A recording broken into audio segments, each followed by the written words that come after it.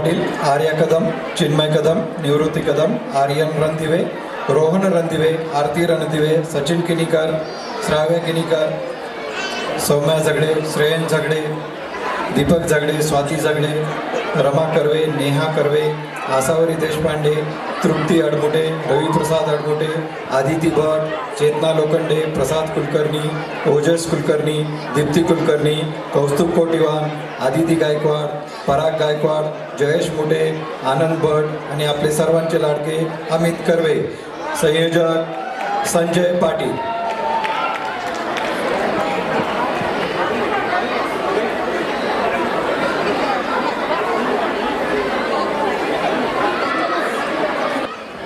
Hello.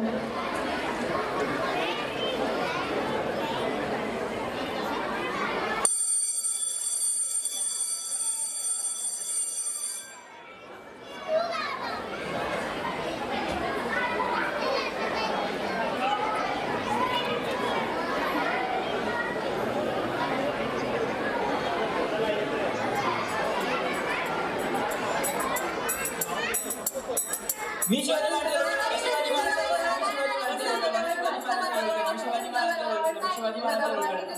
एक minute, पण आपल्याला शिवाजी महाराजांबद्दल माहितीच नाहीये. ते बघा आजोबा, त्यांना विचारू.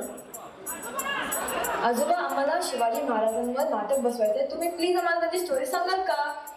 हे काय एकदम? अहो, आम्हाला लास्ट मिनिट कळलं. तुम्हाला शिवाजी महाराजांची गोष्ट ऐकायची आहे? हो. बर, मग माझ्यापेक्षा शिवाजी महाराजांची कहाणी ही लता मंगेशकर आणि हृदयनाथ मंगेशकरांनी त्यांच्या शिवकल्याण राजा या संगीतमय बांधणीतून पूर्ण महाराष्ट्राला सांगितली आहे. तुम्ही पण ऐका. शिवाजी या 3 अक्षरांमध्ये विलक्षण जादू भरलेली आहे. शिवाजी महाराजांची कथा म्हणजे स्वातंत्र्य निर्माणाची, रक्षणाची आणि घडणीची कथा. पण ती कथा सुरू होण्याआधी तुम्हाला त्यावेळच्या आपल्या मातृभूमीची अवस्था माहिती असणं गरजेचे आहे. 300 वर्ष महाराष्ट्र पारतंत्र्याच्या अंधकारात चाच पडत होता. वर्षाच्या 12ही अमावस्यांनी जणू गराडा घातला होता.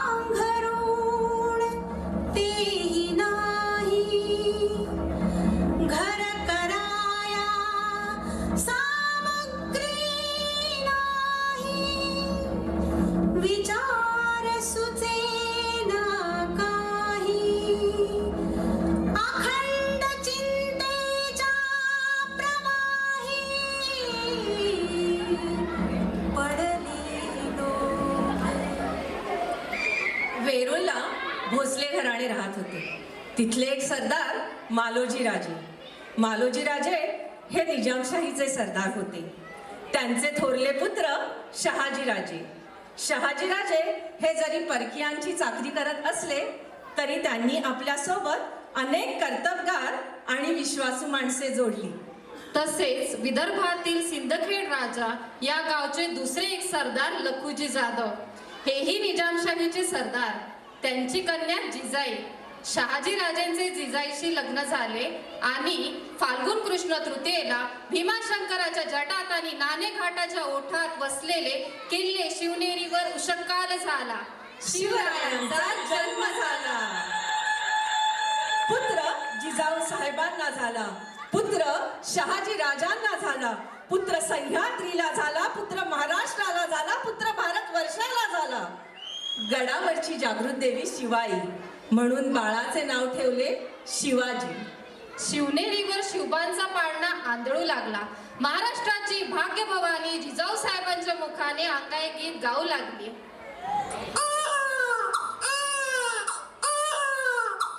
आऊसाहेब बाळाचे काय नसेल काय माहिती बाळा? त्याच रे आमच्याकडे आम्ही शांत करतो. थांबा हा, आधी एकदा आम्ही प्रयत्न करतो, नाही जमलं तर मग तुमच्याकडे देतो, चालेल? चालेल.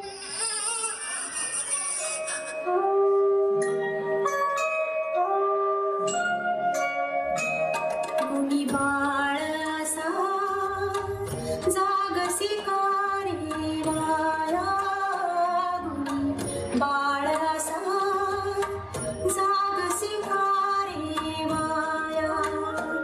नीज रे नीज शिवराया, कुणी बाळ असा जागसी कारी वाया.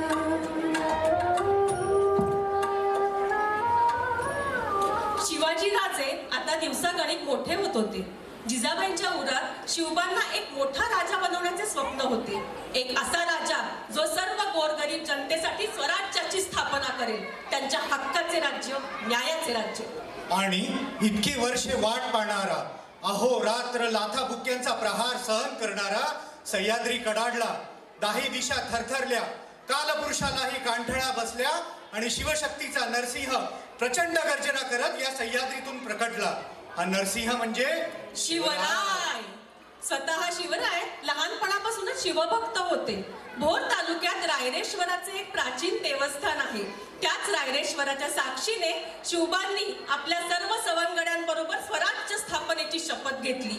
शेवटी एवढी वर्ष अत्याचार करत राहणाऱ्यांच्या विरोधात लढाई करण्याचे ठरले तर मग एक तर दुश्मनाला मारायचे, नाही तर स्वराज्याच्या स्थापनेसाठी स्वतःच्या प्राणांची आहुती द्यायची. काहीही झाले तरी हे स्वराज्य झालेच पाहिजे. हे राज्य व्हावे ही श्रींची इच्छा. ही शपथ काही मुलांचा खेळ नव्हता, ते एक व्रत होते. आणि या व्रताची सुरुवात झाली पुण्याच्या नैऋत्येला असलेल्या किल्ल्यापासून. किल्ले प्रचंडगड. महाराजांनी स्वराज्याचे तोरण हा किल्ला जिंकून बांधले.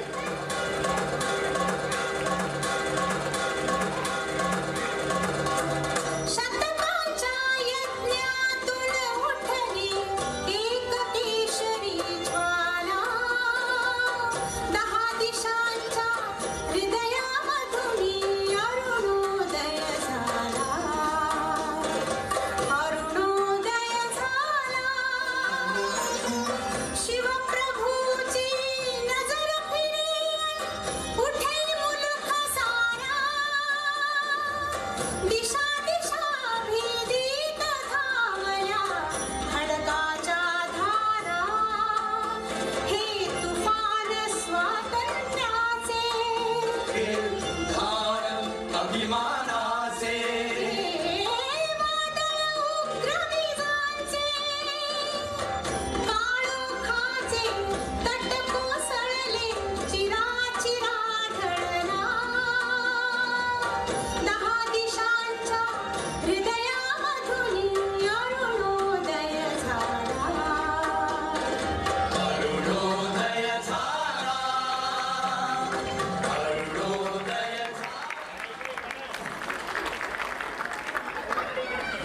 दिवसागणिक स्वराज्याचा विस्तार व्हायला लागला. किल्ले तोरणापासून स्वराज्याची सुरुवात झाली आणि पुढे या स्वराज्याच्या तोरणात अजून अनेक मोती किल्ल्याच्या स्वरूपात एक एक करून वाढत गेली. परंतु गेली अनेक दशकं दक्षिण आणि पश्चिम भारत आपल्या निर्दयी टाचेखाली ठेचणाऱ्या बिजापूरच्या आदिलशहाला महाराजांचा हा वाढता प्रभाव खूपू लागला. महाराजांना नेस्तनाबूत करण्याचा विडा आदिलशाहीतल्या एका महापराक्रमी व अत्यंत क्रूर सरदाराने उचलला. अफजल खान.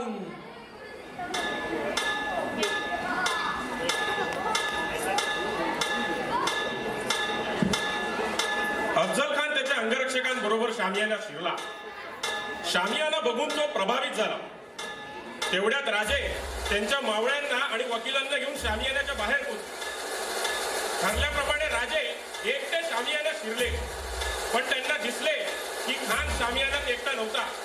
राजे तडक बाहेर आले त्यांनी त्यांच्या वकिलांना हे कळविले. महाराजांच्या वकिलांनी खानाला ठरलेल्या कराराची आठवण करून दिली. मगरूर खानानं त्याच्या अंगरक्षकांना शामियानाच्या बाहेर जाण्यास सांगितले. राजे परत शामियानात शिरले. राजांना बघून खान कुत्सितपणे हसला. महाराजांनी खानाला मिठी मारली आणि मिठीच्या बाणाने खानाला महाराजांना बगल्यात धरला आणि दुसऱ्या हाताने कटारीचा वार केला. तिरकतामुळे राजे बचावले. प्रतापगडाच्या पायथ्याची वाघ नगाने राजाने खानाचा कोथळा बाहेर काढला. हे संकट टळतं स्वराज्यावर दिल्लीवरून दुसरं संकट कोसळलं. दिल्लीच्या बादशहानं महाराजांवर हल्ला करण्यासाठी खुद्द आपल्या मामाची नेमणूक केली. स्वराज्याचा प्रांत काबीज करत या मामानं पुण्यात लाल महालात त्याचा तळ ठोकला. त्याने त्याच्या छोट्या छोट्या तुकड्या करून स्वराज्यावर हल्ले केले. या मामाचे नाव होते शाहिस्ते खान. शेवटी राजांनी स्वराज्यावरील हे संकट दूर करण्यासाठी लाल महालावर हल्ला करण्याची मोहीम आखली. वेळ रात्रीची. राजे आणि त्यांचे मावळे वेश बदलून पुण्यात शिरले आणि रात्रीच्या वेळी शाहिस्ते खान आणि त्याचे सैनिक काफिल असताना राजांनी लाल महालात प्रवेश केला. राजे खानाच्या खोलीत शिरले. खान बावरला. त्याने राजांवर हल्ला केला. राजांनी तो परतवला आणि परत राजांवर हल्ला केला.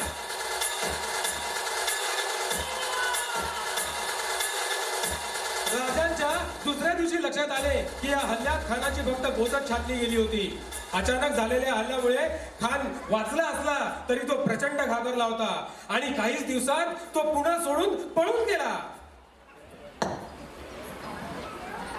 शाहिस्ते खानाने केलेल्या स्वराज्याची नुकसान भरपाई म्हणून महाराजांनी अनेक मोहिमा आखल्या, ज्यामध्ये गनिमी काव्याने शत्रूला चळोकीत पळो करून सोडणे, शत्रूचे अनेक प्रदेश काबीज करणे, सुरत या त्याच्या व्यापारी केंद्राची लूट करणे किंवा आग्र्याहून सुटका यासारखे अनेक प्रसंग इतिहासात सुवर्ण अक्षराने लिहिले गेले.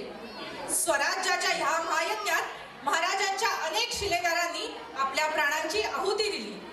आधी लग्न कोंडाण्याचे, मग आमच्या रायबांचे असं म्हणणारे तानाजी मालुसरे, घोडखिंडीला आपल्या रक्ताने पावन करणारे बाजीप्रभू देशपांडे, पुरंदर किल्ल्याचे शत्रूपासून रक्षण करण्यासाठी धारातीर्थी पडणारे मुरारबाजी, आपल्या बरोबर 6 शूरवीर घेऊन बहलोल खानावर चालून जाणारे प्रतापराव गुजर यासारखे अनेक योद्धे स्वराज्याच्या कामी आले. पण त्यांचे बलिदान व्यर्थ गेले नाही.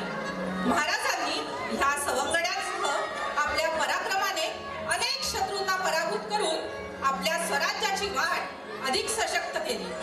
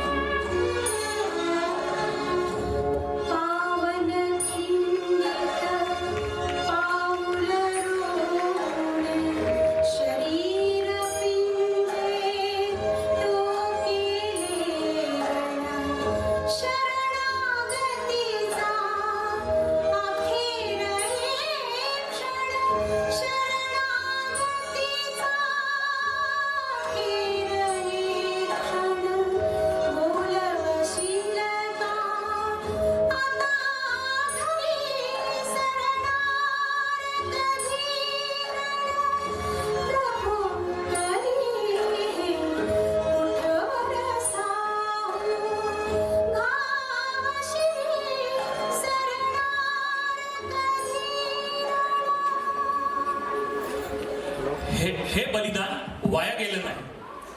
हे राज्य या लोकांसाठीच. या प्रजेला जोपर्यंत स्वतःचा राजा मिळणार नाही तोपर्यंत स्वाभिमान वाटून प्रेरणा मिळणार नाही. ठरलं तर मग रायगडावर जय्यत तयारी चालू झाली राजांच्या राज्याभिषेकाची. वाराणसीहून राजाने गागाभट्ट्यांना बोलावून घेतले. सर्व विचार ठरला, कामं ठरली, रायगडावर गर्दी वाढू लागली. राजांसाठी रामजी दत्ताने खपून सोन्याचे सिंहासन बनवले. साल होते 1674. राज्याभिषेकासाठी मुहूर्त ठरला. सप्तसरिता म्हणजेच 7 नद्यांचे पवित्र पाणी राज्याभिषेकासाठी गडावर आणले गेले. सर्व विधी कसे करायचे हे ठरले. राज्याभिषेकाचा दिवस उजाडला. वेद मंत्रांच्या गजरांनी सारा परिसर दुमदुमला. सप्तसरितांनी राजांचा अभिषेक झाला. आऊसाहेब, महाराणी सोयराबाई, राजपुत्र संभाजी, अष्टप्रधान मंडळ आणि स्वराज्यातील गोरगरीब जनतेच्या साक्षीने राजांचा राज्याभिषेक झाला. लेकी, सुना, संत, सज्जन, गाई, वासरे सारे आनंदले. अखेरीस सह्याद्री समुद्र आणि शिवराय यांनी एकवटून मांडलेला स्वातंत्र्य संग्राम विजयी झाला. स्वराज्य साकार झालं. आपले राजे आता छत्रपती शिवाजी महाराज.